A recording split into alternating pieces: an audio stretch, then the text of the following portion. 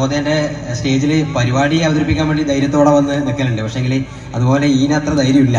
അത് ആദ്യമായിട്ടാണ് ഇങ്ങനെ ഒരു ഇത് കിട്ടുന്നത്. ഞാൻ ചെറുപ്പത്തിലേ കണ്ടു വളർന്നത് നമ്മളെ മുരളിയാട്ടന്റെ പരിപാടികളാണ് നമ്മൾ വീട്ടിൽ നിന്ന് കണ്ടു വളർന്നിട്ടുള്ളത്.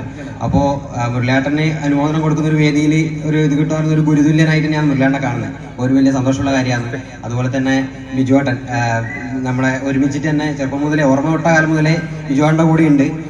പിന്നെ പിൽക്കാലത്ത് കേൽബ്രോ ആയാലും കൂടെ തന്നെ ഉണ്ട്. ബിജുവേട്ടൻ ഒരുപാട് അവാർഡുകൾ മേടിക്കുന്നത് ഞാൻ പുറത്ത് നിന്ന് വീഡിയോ എടുത്തിട്ടുണ്ട്, കണ്ടിട്ടുണ്ട്. അപ്പോൾ ഒരു വേദിയിൽ ഇരുന്നിട്ട് ഒരു വേദിയിൽ തന്നെ അത് മേടിക്കാൻ പറ്റിയല്ലോ, ഒരുപാട് സന്തോഷം.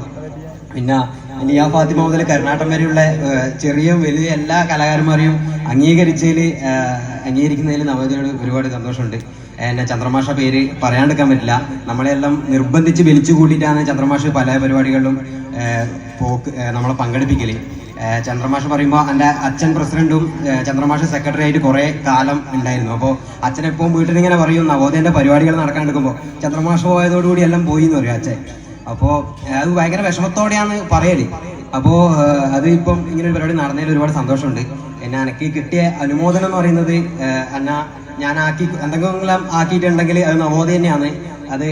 അതുപോലെ തന്നെ എൻ്റെ അച്ഛൻ, അമ്മ, എൻ്റെ കുടുംബം, അതിന് പുറമെ ഇപ്പോൾ ആനന്ദേച്ചിയുടെ മുമ്പിൽ ചിരിച്ചുകൊണ്ട് ആനന്ദേച്ചിയിൽ ഇരിക്കുന്നുണ്ട്.